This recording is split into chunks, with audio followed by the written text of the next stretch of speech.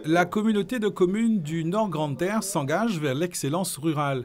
En effet, dans le cadre du programme agro-environnemental du Nord Grande Terre, une convention pôle d'excellence rurale a été signée aujourd'hui entre la CCNGT, le préfet de la Guadeloupe, la région Guadeloupe et le Conseil général. L'État continuera donc à soutenir cette partie de l'archipel qui mérite, qui est une belle partie avec un fort potentiel, de nombreux atouts, qui mérite donc d'être accompagnés dans ces projets qui sont d'ailleurs, comme on l'a vu ce matin, souvent innovants. Et d'ailleurs, Paris, les services de l'État au niveau central donc, sont venus, c'était votre première question, reconnaître cette capacité d'innovation et cette capacité donc à faire plus et mieux que beaucoup d'autres dossiers.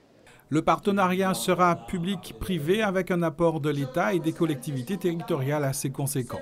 Nous apportons plus de 970 000 € sur un projet d'infrastructure de transformation agroalimentaire dont le coût total du projet s'élève à 1 500 000 €. Donc c'est une aide substantielle, aide qui vient s'ajouter à celle des collectivités territoriales, les grandes collectivités territoriales. Et puis également en termes d'ingénierie, en accompagnement, en conseil, ce que nous faisions déjà en amont du projet, avec les différents services que sont l'ADEAL, mais aussi les services de la sous-préfecture, puisque le sous-préfet de Pointe-à-Pitre a été, aux côtés des acteurs locaux, un acteur essentiel dans le montage du dossier et dans son cheminement auprès des services de l'État et dans cette bonne décision qui nous a été annoncée au mois d'août dernier. Un projet innovant qui repose sur l'articulation de deux opérations complémentaires.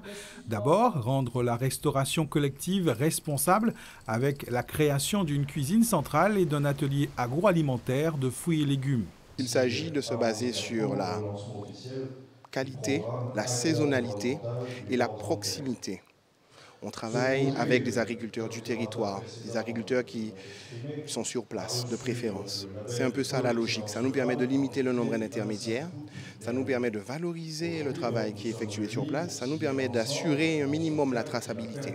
La seconde opération, la boucle du Nord Grande Terre, consiste en un parcours aménagé longeant le littoral, praticable à pied, à cheval et à vélo, d'une distance de plus de 130 km de Port-Louis à Petit-Canal en passant par Anse-Bertrand.